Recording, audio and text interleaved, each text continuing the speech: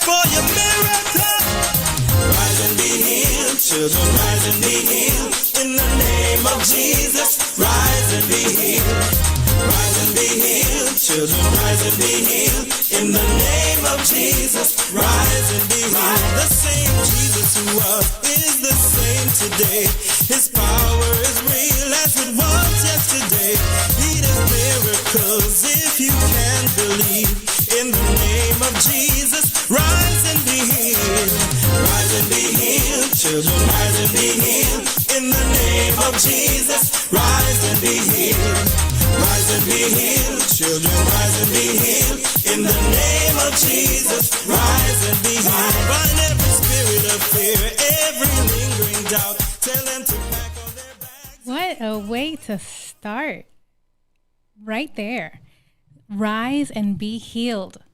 Just rise and be healed, because all it takes is your faith to get you through anything that you're going through, and to provide to you anything that you are asking God for. That's amazing. Good evening, New Season.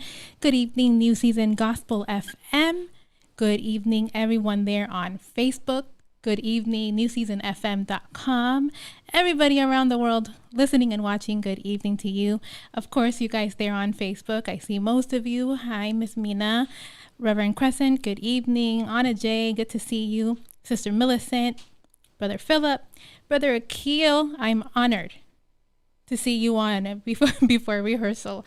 Thank you, everybody, for being there. This is a great turnout tonight. Please take a moment to like and share. I would greatly appreciate it. Like and share, because I think we have a topic tonight that, from my experience, I think we stray away from speaking about. And that's what I love. I saw those smiling faces.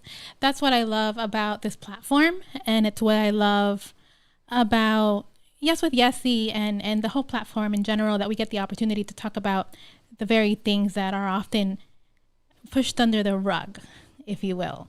And so that's why it's really amazing. Yeah. Yes. And so one of those topics, which is what I'm going to touch on a little bit tonight, is mental health.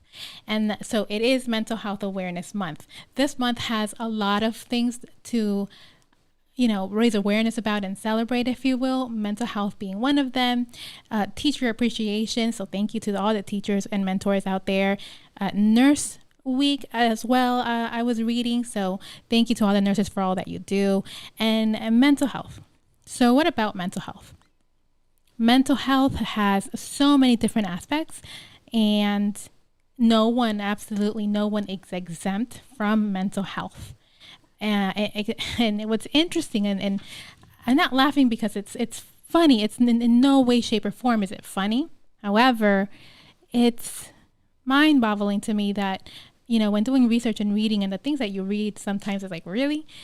For example, one thing that was said is that as people with disabilities, it's assumed that we don't struggle with mental health at all, regardless of the disability. And so the truth of the matter is that depression is one of the most common secondary conditions in people with disabilities.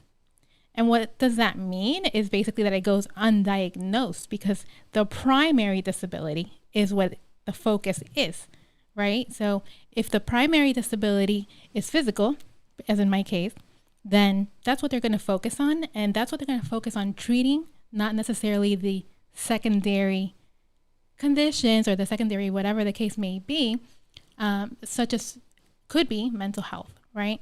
And so we think of mental health as a lot of times something very severe and very negative, very like you need to have all these things happening. Not necessarily. It could be something minimal.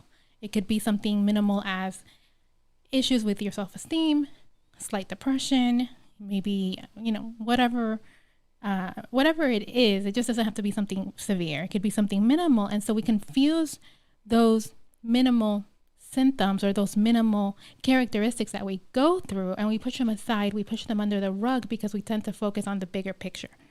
Okay. And so that's tricky, because that minor thing can turn into another bigger picture should it go treated in any way. And by the way, I am hearing thunder and rain, so I pray that it is not raining when it's time to get out of here. Please stop raining. So yeah. So as people with disabilities, again, depression is most of the time, sometimes the secondary diagnosis or the secondary condition, as it's called. Why? Because of the current issues that we have to live with. And a lot of times we live with these issues, and it's more about figuring things out, figuring out how to get by, if that makes sense, or how to overcome these issues, because it's an issue for me, for example, or someone that looks similar to me or have my condition, but that doesn't mean that it's an issue to somebody that is able-bodied or has no disability. So what happens? Majority wins, right? So the majority wins. There's an issue with lack of transportation. I'm a social butterfly to a point, if you will.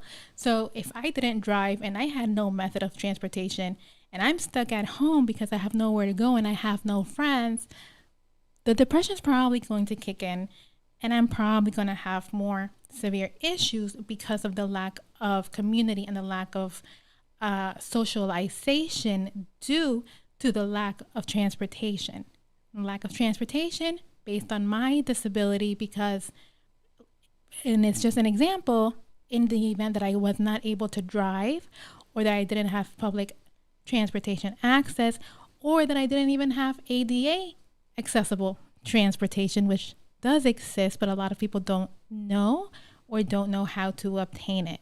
So the lack of resources and the lack of community in people with disabilities can definitely bring about that secondary diagnosis of depression, anxiety, or just that feeling of feeling less than, because you don't have what other people have or what you assume other people have and what you should have.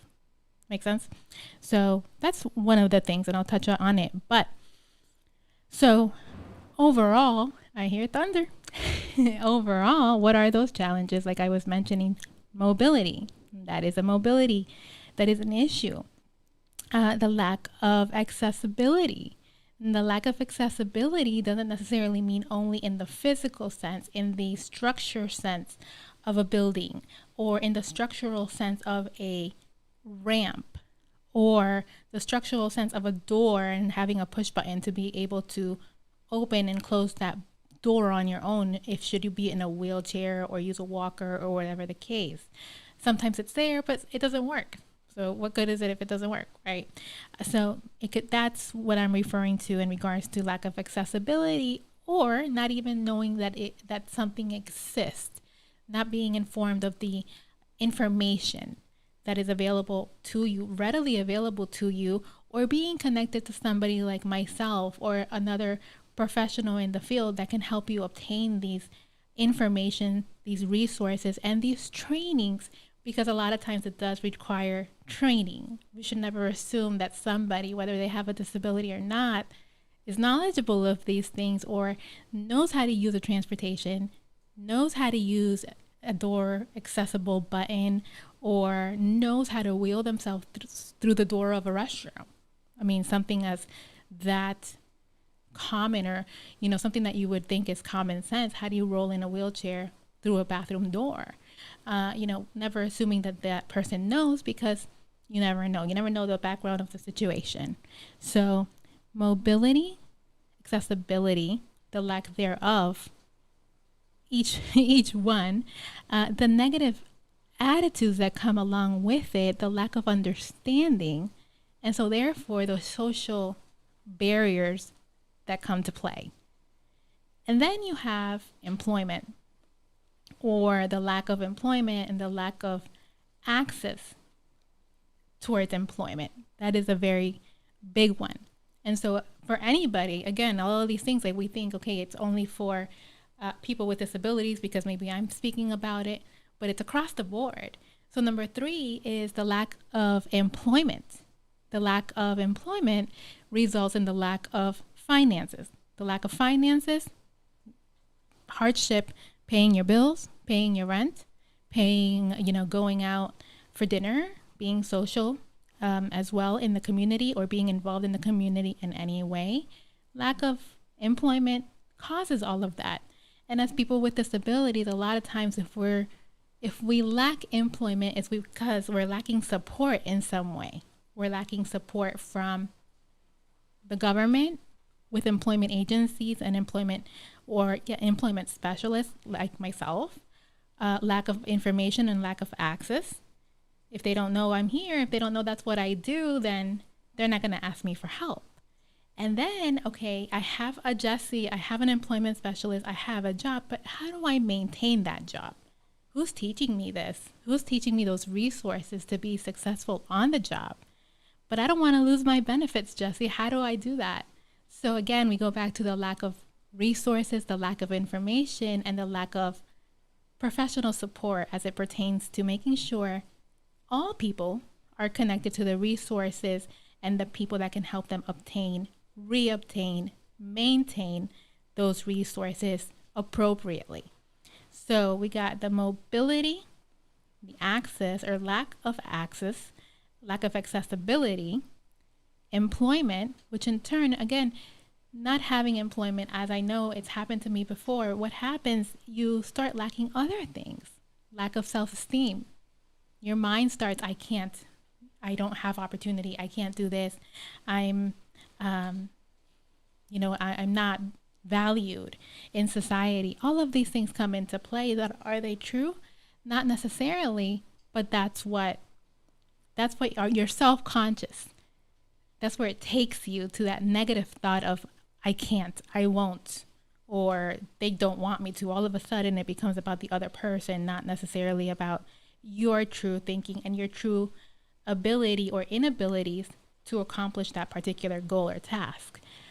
And so the next one is, it could also actually lead to guilt, because it's tricky as people with disabilities, we're instilled that guilt in regards to, well, if you work, you're going to lose what you have. If you work, you're going to lose your benefits. If you work, sometimes unfortunately, that check, that Social Security disability check that individual is receiving takes care of the entire family. Rent, food, all the expenses for mom, dad, brother, sister. So, hey, if you work, we're all affected because you might lose your benefits. And so again, the educational aspect of it, learning about benefits, whether or not you're going to lose them, what you can do to protect them, and that at the end of the day, it's about you as the individual with a disability and what you need to do to take care of yourself physically, mentally, and emotionally. And allowing or ensuring that everybody around you understands that too, because just because you understand it, because you live it and you breathe it, doesn't necessarily mean the people around you understand it or understand you as close as they may be to you and related to you.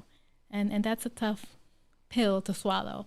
And interestingly enough, I went through that very recently in a different way when I got sick a few weeks ago. I think my own parents discovered things about me or ways to help me that they weren't aware of before I got sick, because there was no need, because I was able to do it myself. And so it's important to involve your family and those you live with, your caregivers, and even your community, as you can, in that area of your life to better understand you and better know how they can help you and how they can provide assistance to you to help you become more successful, more included, less likely to feel alone and isolated. And so another way is through your health, right? Your health is just because someone has a disability, they must have insurance, right? That's like the thought process is, just because they have a disability, they are on Social Security disability, they have Medicare, they have Medicaid, they're good.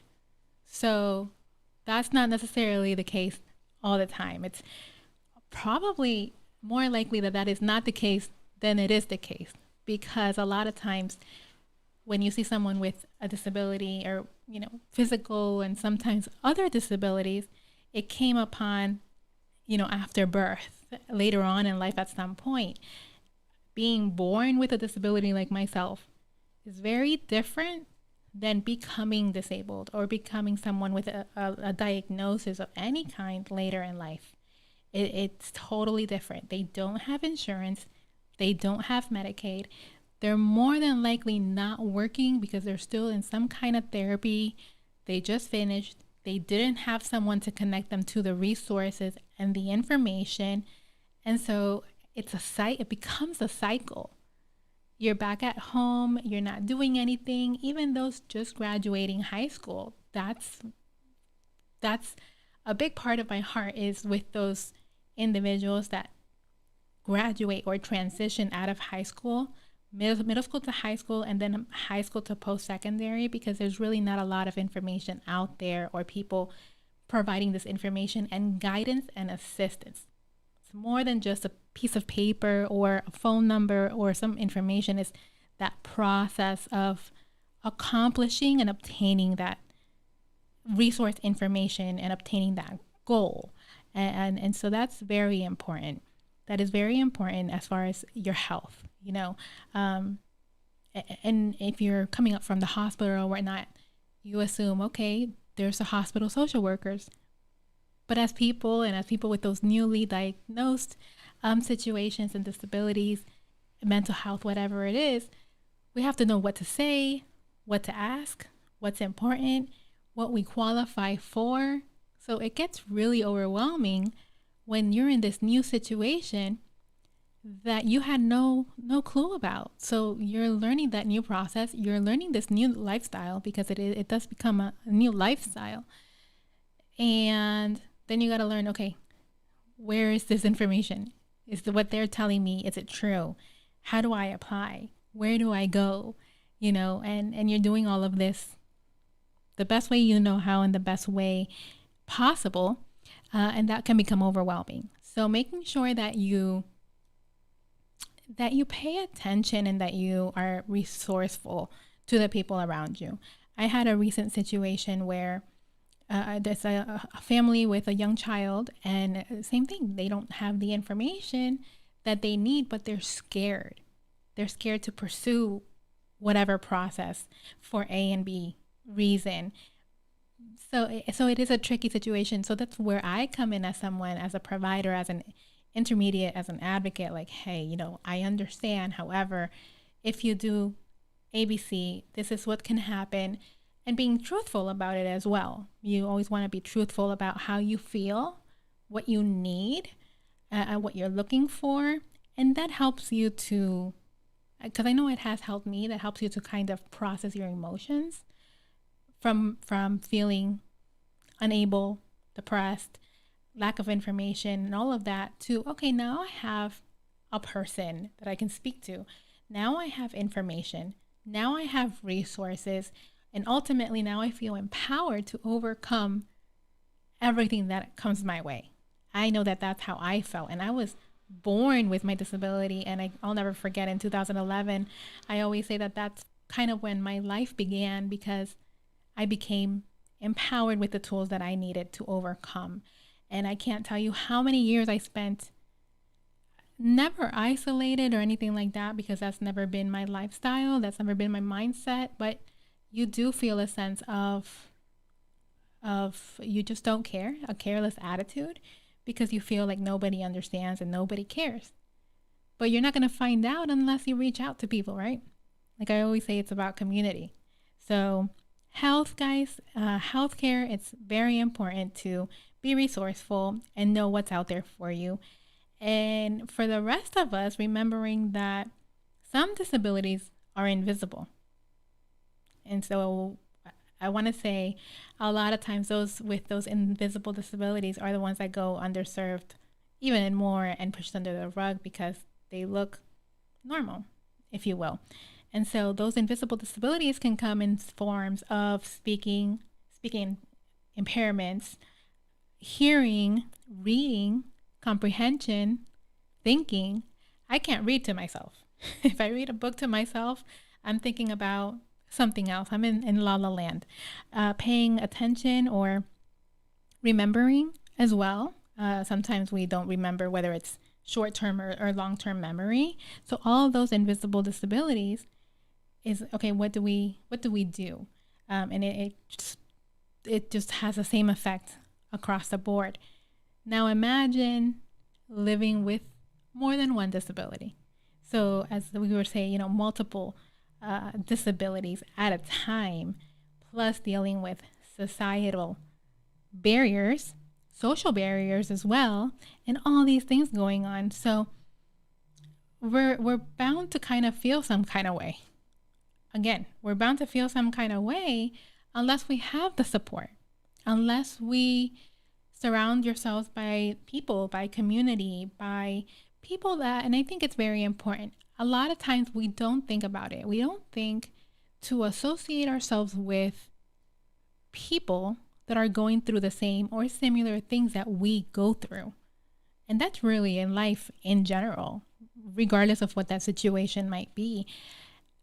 I know that for me, I wasn't raised around other people with disabilities. I wasn't raised around others with spina bifida. It wasn't until I was in my teenage years that I was exposed, if you will, to other nonprofits related to spina bifida. And relatability is important. Just like I always say, representation matters. Yeah, representation matters because of the relatability with one another, and you're going to relate more to someone that looks like you, culturally or whatever the case, than somebody that doesn't. Same thing with with someone with a disability. So I think as women with disabilities, young men and young women, it's important for us to represent who we are, or not necessarily who we are, because the disability is not who we are. It's a part of who we are, but it's also a part of that other person. So we need more representation in regards to, hey, I have that too, which my version or my diagnosis is going to probably, it's going to be 100% different than that other person, but at least I can guide them into how I overcame so many things that they either are in the process of overcoming or will overcome at some point.